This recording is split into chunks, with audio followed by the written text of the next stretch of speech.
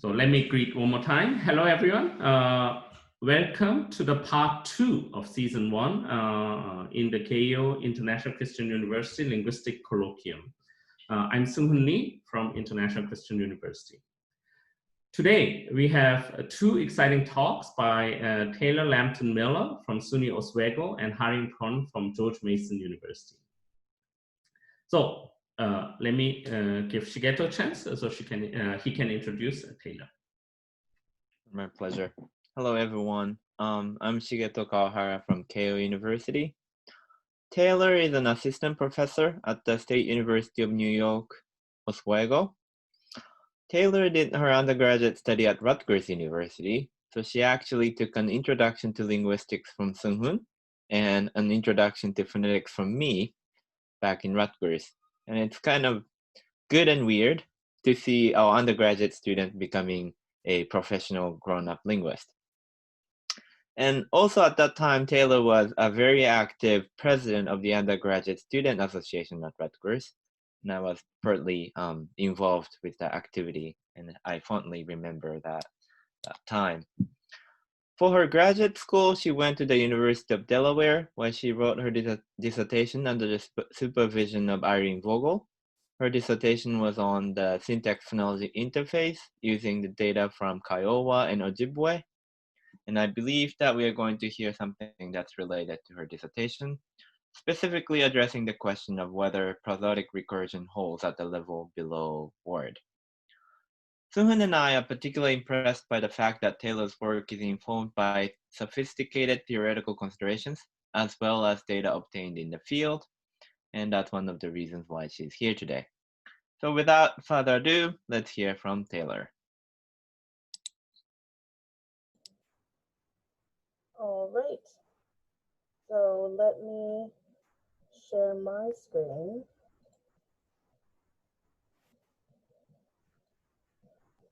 And then,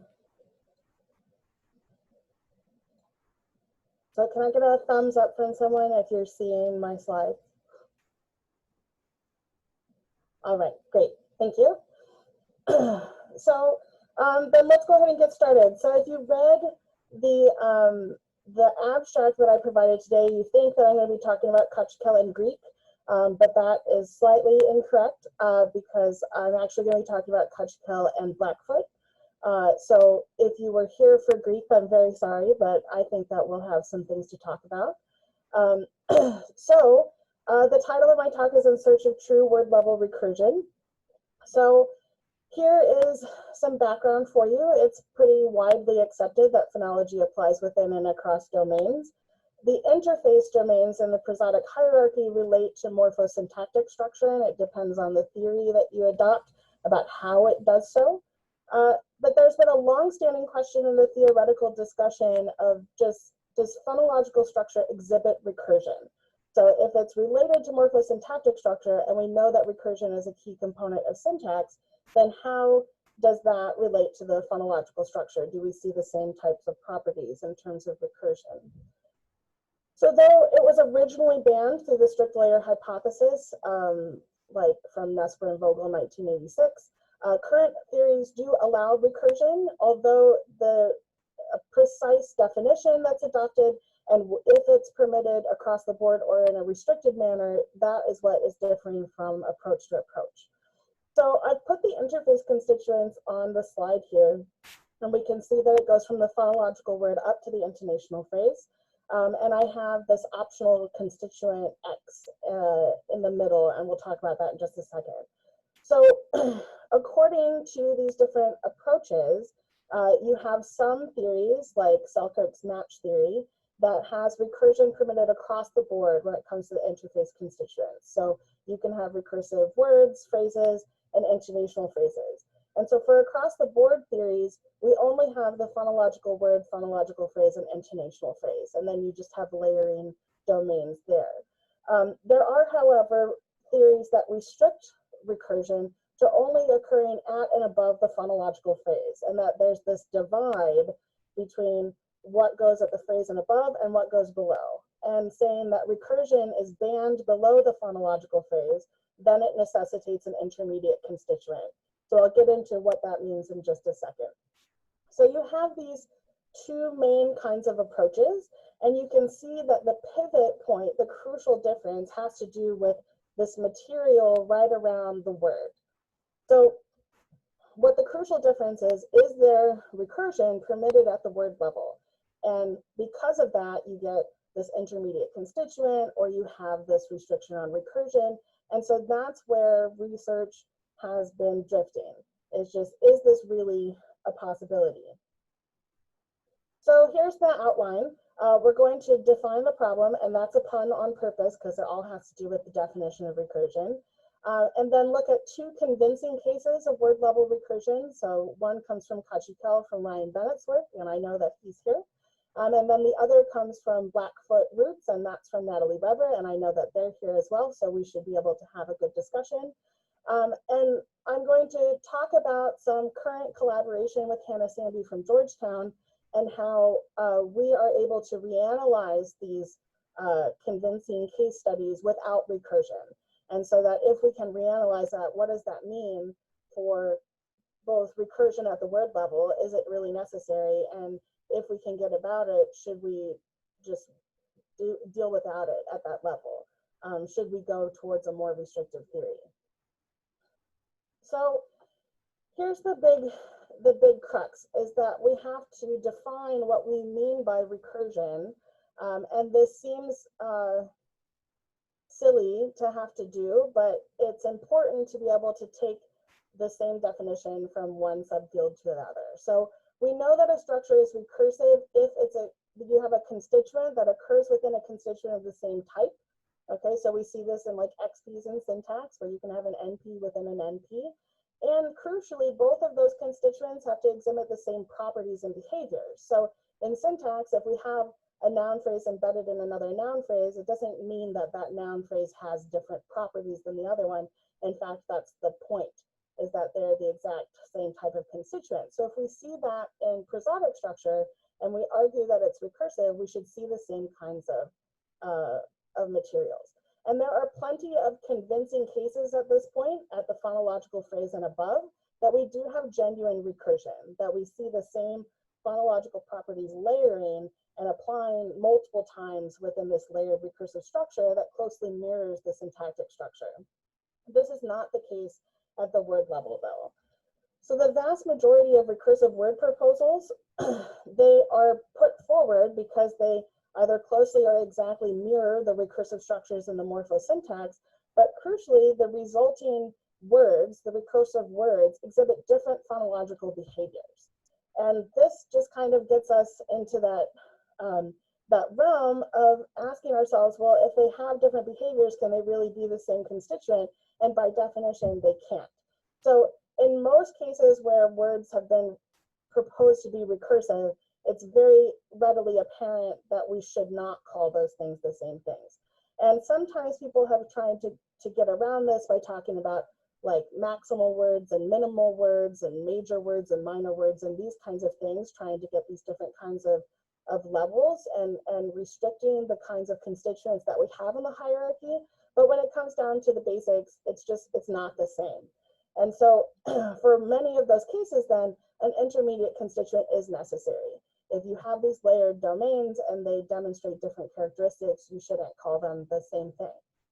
So at first, when I was doing my work on my thesis, I adopted previous work that just said, okay, recursion just can't happen at the word. I haven't seen any convincing cases, and so we should just adopt this proposal that below the phonological phrase, you just don't have recursion. But there are some convincing cases now. So really quick though, let me show you an example of what I'm talking about in a very common proposal when it comes to recursion. So for example, Shearing et al. Have this paper that talks about Limbu, and you have this template that applies to nouns and verbs where you have this prefix, stem, a suffix, and an eclitic at the end. And there is a recursive word structure proposal for that. Specifically, you have a major word and a minor word, but you can see that they have two very different phonological characteristics. So the major word is the domain for primary stress, and coronal labial assimilation, but the minor word has this LR alternation as well as glottal stop insertion. So you're not seeing the same processes applying again. So here, what was originally proposed to be two words is better analyzed as having something be a phonological word and some kind of intermediate constituent. And I'm not making an argument one way or the other what exactly that is here. That's not the point of the talk, but it's definitely something that's going to be left for future research about what exactly is that, because there are proposals like the prosodic word group, the composite group, and none of them are really what we're looking for at this point. So it's definitely a point for future research to take on. So then I started my collaborative work with Hannah Sandy, and we have been working together to try to find if there's actually any real cases of recursion at the word level, because if there is, we need to include that in our interface theories and our understanding of the interface. Because it's very easy to just say, okay, by definition, it's not working, but we wanted to actually take the deep dive to look and try to find those convincing cases. So when it comes down to it, there are so few proposals that are not easily explained away as just a definitional issue that it became very difficult. But in the past 2 years, we've seen two rather convincing cases of recursion and what I would call true recursion, where it satisfies the definition at the word level. So we have only found two cases. The first case, it comes from Kaqchikel from Ryan's paper in Glossa. And the second comes from Blackfoot, which is in Natalie Weber's thesis, which was just released like last month, I think. So, so these are two recent proposals that satisfy the definition of recursion. So our question just kind of follows from this, is recursion really necessary at the word level? We've got only two cases. So the question is, if we can bypass that need for recursion, that would be preferred, because we don't want to add unnecessary theoretical machinery for two cases when we are trying to talk about language as a whole. So if it's possible, we should probably take a look at that. So let's go ahead and look at the Kaqchikel data, and we'll just let Ryan correct me if I'm totally wrong when we get to the question part. So we've got two classes of prefixes which behave differently prosodically. So you have what he calls low attaching and high attaching prefixes. So here for low attaching prefixes, you have prefixes that syllabify with the stem and form one word domain with the stem. And then you have high attaching prefixes which don't form the same syllabic domain as the stem, and therefore they're considered to be nested word structures. And there's two processes that are used to diagnose these boundaries. We have a glottal stop insertion rule and a degemination rule, which we can see how it shows these two different prosodic structures. So let's go ahead and take a look at glottal stop insertion. So low attaching prefixes bleed the process's application. So what this looks like is that we have this stem to enter, and if we just have it by itself at the edge of a word, we get this glottal stop insertion. So it's word initial insertion. But if we add a low attaching prefix and she entered, then we no longer get the glottal stop insertion because it's no longer at the beginning of the word or the beginning of the syllable. So it's showing that syllabification is spanning the domain. High attaching prefixes do trigger the process, and in fact, you see this layered effect because at the beginning of this prefix, you have a glottal stop inserted, but you also have it inserted at the beginning of the stem. So you get that internal phonological word as well as the external phonological word. So crucially, it's the same process, just applying in this layered fashion. Additional evidence of syllabification comes from degemination. So low attaching prefixes do trigger the process where you have these two fricatives that become one, and we climbed. But high attaching prefixes do not trigger the process because syllabification is not spanning the boundary. And so you continue to have two fricatives together in this geminate structure. Okay, so that was a very quick whirlwind of Kaqchikel in terms of the word proposal. Let's go ahead and take a look at the Blackfoot proposal from Natalie. So we have complex verb stems in Blackfoot. This is pretty prototypical of an Algonquian language. So how it has been analyzed is that these complex verb stems allow acategorical roots to adjoin to the little VP structure, either to XPs or to heads. And so Natalie has called these high roots, which are adjoining to full XPs, and low roots, which adjoin to heads. And these are two different classes of roots. That's the way to think about it. So we're going to be focusing on these high roots, these roots that adjoin to XPs. So interestingly enough, though it is actually adjoined to the structure, the verb stem does require one high root. Okay, so there's some research that Natalie cites that justifies this. And so it can basically be summarized to the fact that a high root is required in order to complete event semantics, that just the verb stem itself is a light verb and it actually needs something else. So you actually have a required adjunct, surprisingly. But what this means is that it then closes the little VP phase a little higher than you would expect. So there's a recursive little VP structure where you have this full phase, then that's the whole structure, including the high root. So when it comes to proposing for the prosodic structure, Natalie shows that intransitive and transitive stems pattern together prosodically. So we just have from the high root through the verb suffix, we have a phonological word with this optional head adjoining root in the middle. So for now, for our purposes, we just know that from that high root down, we've got this phonological word. And it's through interactions of edge-based constraints that we're allowed to diagnose left edges. Okay, so we're going to be talking about the prosodic word as well as the phonological phrase because we have this interaction. So stop initial roots undergo epenthesis word initially. So basically there's a constraint saying you can't have a stop at the beginning of a phonological word. Glide initial roots undergo deletion phrase initially. So phrases say, okay, you can't have a glide. So words say you can't have a stop, phrases say you can't have a glide.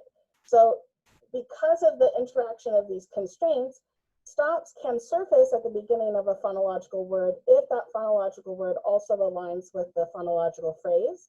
Okay, so those left edges line up together. And glides can surface when you have it phrased medially. Okay, so you can have glides that show up on roots if it's at the left edge of a phonological word, but it's within the phrase. Okay, so these two edges, it's a little bit of a complex interaction, but basically it shows that you can have these roots alternating based on where they show up at the left edge of the word and if that left edge of the word also coincides with a phrase. So you've got this these interaction constraints saying, okay, here we know about the left edges. And what's interesting then is you can adjoin additional high roots to the verb stem. So that first high root is required, but as you continue to adjoin further adjuncted high roots, you get this layered phenomena with the edges. So you start to see things that were aligned with the prosodic phrase boundary start to shift to phrase medial. Okay, so let's go ahead and look at what this looks like. So I've got a phrase initial word, a phrase medial word, and then what the recursive structure would actually look like. So here we've got when the left edge of the word and the phrase coincide, and we have this verb stem for transfer the command form. And so we actually can allow the stop to show up. So there is no repair there. The stop surfaces faithfully. If it is phrase medial, so you have something before the phonological word within the phrase, then you get this epenthesis process where you insert this E vowel before the stop. Okay, so you can see the difference between where if you have left edges coinciding or not. So then with recursive words, we get an interesting case where we can look at the same stem for transfer and its interaction if you have this additional high root. So here we've got two roots that are going on. So we've got the transfer root, which is that stop initial root. We also have a root immediately before it now that is adjoined as well. And this is a glide initial root. Okay, so in the first case, we have glide deletion applying because the word edge and the phrase edge coincide. And then you also have epenthesis applying because that internal word is no longer aligned with the phrase edge. You can also see that if we put even more information before both of those roots, then we get that the glide can surface totally fine and you don't have deletion happening and you still get this epenthesis rule happening. So you get to see this layered interaction as you continuously adjoin these different roots. So both of these cases are very convincing cases of genuine recursion at the word level because we're seeing, arguments for the structure. It is a recursive structure in terms of the morphosyntax, and then we have the same phonological properties occurring in this layered fashion. So Hannah and I were asking, is it really possible that we could reanalyze these to bypass the need for recursion so that we're not just basing our theories off of these two cases compared to, several dozen when it comes to the higher levels?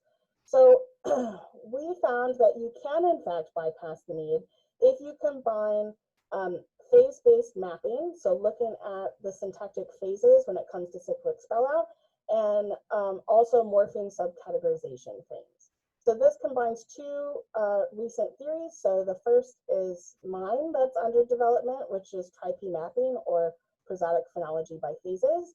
And then the co-phonologies by phase, which is Hannah's work, as well as with a few other people who worked on her dissertation committee. So we basically want to appeal to phases and also assume that it's totally fine for specific morphemes or classes of morphemes to come in with lexicalized requirements for their prosodic structure.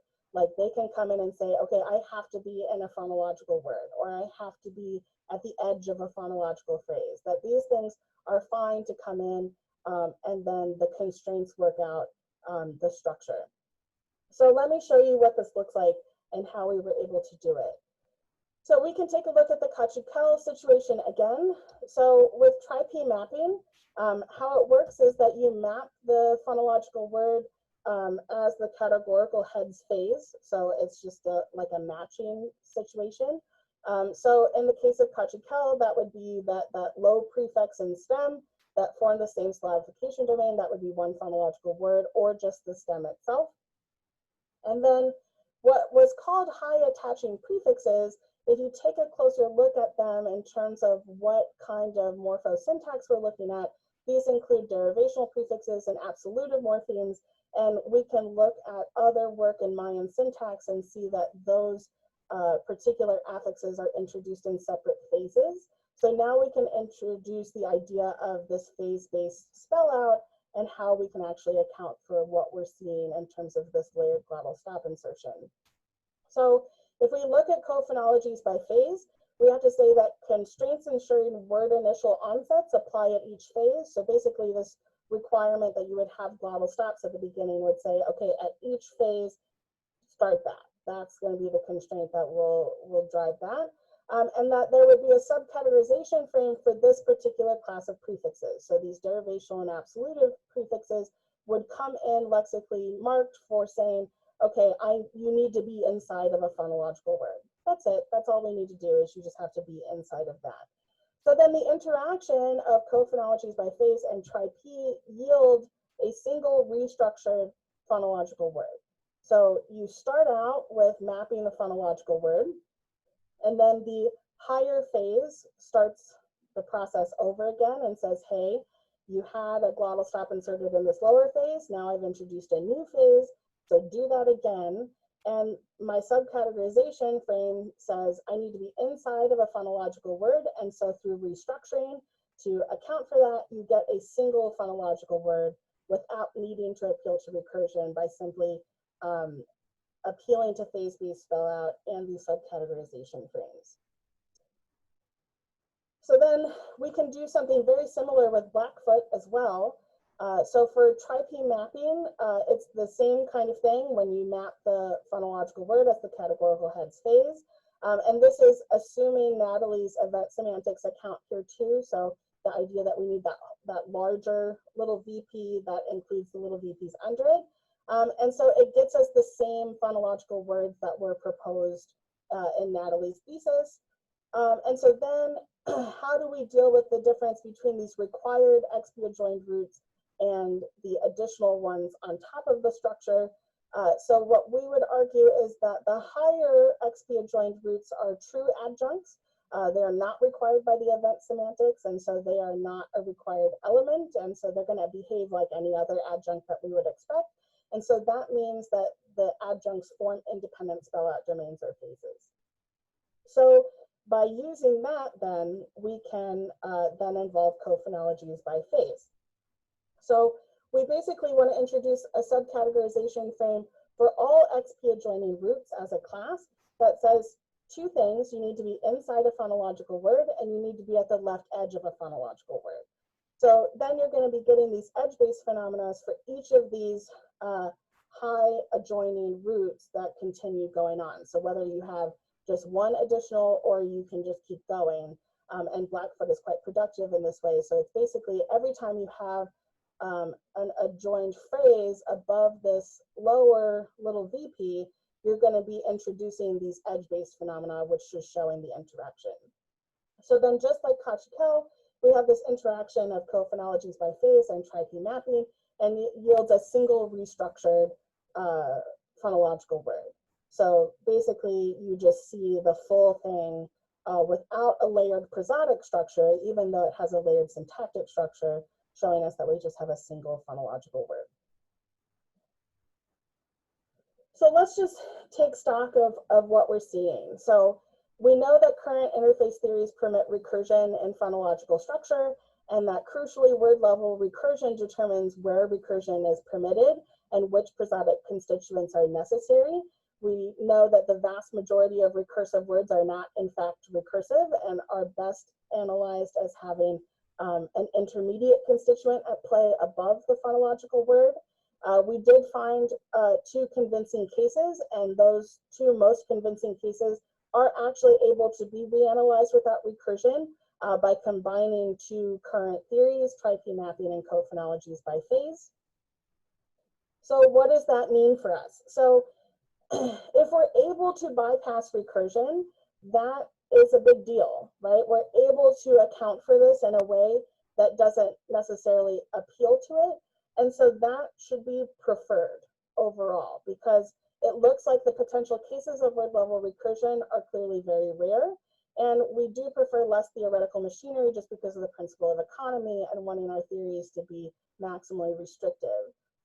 So then it leaves a couple things to future research. So obviously this intermediate constituent will need to be considered.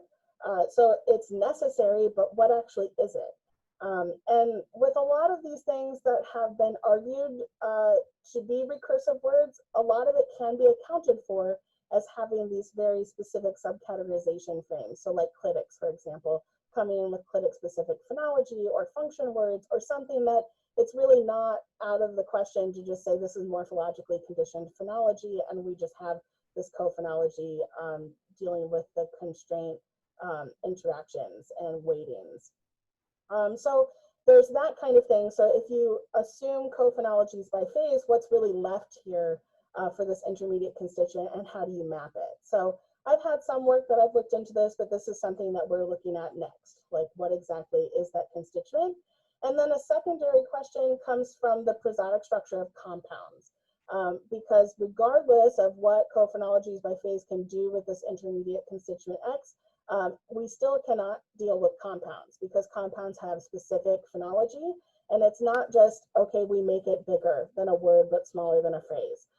So by having its own specific phonology, we don't want to say that it's lexically marked for that, because just any stem would come in with a whole bunch of different things. So it seems like compounds are just a very special case, and so we need to look at them as a separate question of how does it fit within the overall prosodic hierarchy? Is it a separate situation? aside from the main hierarchy, or how exactly do we deal with that? So by asking this question and by asking ourselves if we can actually reanalyze this, we're finding out a lot more information about how exactly the interface looks. Where is the interface more phonology-y than syntax-y? Because that's what it means by interface, is that we may actually see that gradient change. And it also leads future research into these different questions of what exactly we have left. So that is what I have prepared for you. So I wanted to thank Hannah Sandy. She's been an awesome collaborator, and I'm looking forward to actually writing the paper with her. And I wanted to give a special thanks to Natalie, who is here, for being willing to do like several deep dives into Blackfoot data with me in the past several weeks during quarantine, and like immediately after they defended their thesis. So props to them. So I look forward to your questions and comments. This is work underway, so I'm happy to take criticism or comments or questions. Thank you. Thank you, Taylor. So now it's time for question and answer. We have one question, and if you do have question, please send me, Seunghun, a private message with your name and affiliation. The first question is by Kanan from UCLA. You may turn on your video, Kanan, if you wanna. If you feel comfortable. Yeah. Oh, yeah. I can't see myself. Hi, Taylor. How are you? This was a really cool talk. My question is a little bit of an invitation for you to muse on what the relationship between this kind of way of dealing with morphologically triggered, prosodically kind of integrated phonological processes and properties, what the relationship between those,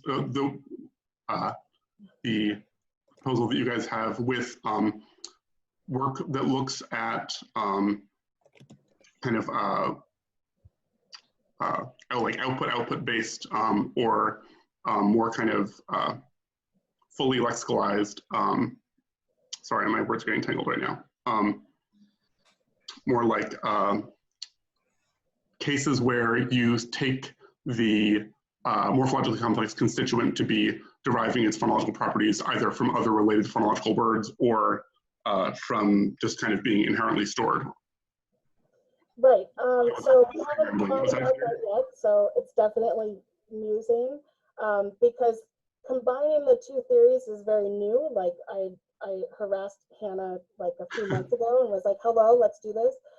So yeah, there's definitely some questions to do with that, because you do have some things where some things can look ahead and what exactly can it look into and that kind of thing. So that has to do with like phase impenetrability and what exactly we see with that. So I think that there's a way to do it for whenever we need to. I think the thing that Hannah and I have been looking at, especially when it comes to these kinds of questions, is rather than trying to just look at the theory, is really to dig into these particular cases, right? So in those cases where it's been argued that you do have to rely on the lower information or the adjacent prosodic structure or something like that, is that really necessary, or are we looking at something that maybe needs to be reanalyzed?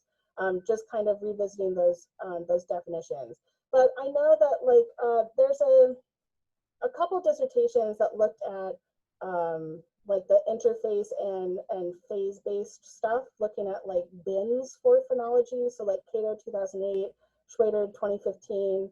I can send you a couple of those references that they talked about putting things into like a temporary bin where like a phase would be spelled out but not quite yet kind of thing. So it makes spell out look different in phonology than in syntax. So so it's something that not a lot of people have tried to adopt, but it may be something like that may be necessary for those. Yeah, I'd be interested in seeing those references if you have time. Thanks very much. Yeah, thank you. The next question is from Ryan Bennett, University of California, Santa Cruz. Hi, Ryan. Thanks for listening to you talk about your paper. Yeah, thank you for the interesting talk, and thanks for taking a close look at the analysis and the generalizations in that paper. So I have maybe just one comment and then a clarification question, which I might want to follow up with a content question, depending on what the answer is. So the comment is just one about the gain in analytical simplicity that this proposal achieves. So it's true that there's a sense in which the analysis that uses a flat word structure is simpler than an analysis that uses a recursive word structure. But the recursive structure in this analysis is replaced with a recursive procedure, right? I mean, you calculate the phonology and then you calculate the phonology again over a larger domain. So I think that that argument only really goes through to the extent that we independently believe you need that recursive procedure. Right, we definitely don't want to only rely on like an economic explanation, because it's always a push and pull there, right? Yeah, I mean, exactly. Those are difficult arguments to make, although they're meaningful for sure. So the clarification question I guess I had was just within this framework and within your thinking about these particular patterns, what constitutes a phase and why? So how, like what tri-P mapping assumes, and I think it's the same in cophonologies by phase. We have to work out those details if we actually agree on that. But the phase includes the phase head. So it's not just the complement of the phase head, which was originally proposed when phase theory was brought forward. So it includes the phase head. And then I think that's really the biggest thing, is that the phase head is included in the phase, and that once the phase is closed out, so once you have the phase head, that's what is spelled out. Yeah, I think that's the biggest point to make, is that the phase head is included. So maybe I could be a little bit more specific in my question. So whether, and maybe within this framework, the distinction I'm about to draw is a distinction without a difference, but whether you're thinking about phases as being the kind of more syntactic-y phases like VP and CP, or the kinds of phases that are sometimes assumed in distributed morphology, like categorizing heads and things like that. Yeah, sorry, I just didn't understand. Yeah, sorry. So for the phonological word particularly, that is mapped using the categorical heads from like distributed morphology or something similar. So looking at those more like morpheme level phase heads, where then the phonological phrase is mapped from like little VP typically. The Blackfoot case is an interesting exception to that, but usually little VP, DP is a proposal, and then also like CPs would map to intonational phrases, and it tends to work pretty well. So so I'm in the middle of trying to flesh out tri-P in greater detail, because in my thesis it was like a whisper of a chapter at the end, right? So so yeah, definitely working on that, trying to figure that out. Is it okay if I follow up with a content question then? I don't mind. Yeah. Okay. Well, if no one will stop me. So the like data question behind that analysis question has to do with something that I talked about in that 2018 paper about differences between derivational suffixes and derivational prefixes. So derivational prefixes, they're phonologically separate from the stem. And one way to analyze that is exactly the way that you analyzed it here, which is to say, you know, first you process the stem, and then later, you know, you process the derivational prefix or something like that. But that doesn't quite go through in forms that have derivational suffixes, because forms that are vowel initial, and then you add a derivational suffix, that derivational suffix doesn't equally close off the phonology of the stem. So you don't get extra glottal stop insertion at the beginning of the stem when you have a derivational suffix, but you do when you have a derivational prefix. And so I'm just trying to understand how that could be integrated into this way of thinking. Yeah, I think that we just need to take a closer look at that, because, you know, prefixes and suffixes, like the asymmetry is largely, you know, recognized, but I think dealing with that in this phase-based spell out is an interesting issue, right? So if it doesn't work out, then we have a genuine case of recursion that we can't deal with in terms of phases. But I'm wondering if I play with the suffix data more, if it can work out. But yeah, no, I don't have an answer to that yet. Does that make sense? But Hannah and I will definitely be hitting you up soon. So just be prepared for an email showing up. Sounds good. Thank you. Yeah, thank you. So thank you, Ryan, and thank you, Taylor. Unfortunately, we are out of time. So if you, we are going to continue this discussion in the breakout rooms. I think everyone should have been assigned to a breakout room. Please, oh no, you are being assigned to a breakout room right now. Let's thank Taylor first. Thank you. And then those who want to continue the discussion, please join the breakout room. We will start the session, the next talk by Harim Kwon at 11 a.m. Japan Standard Time. Yeah. Thank you.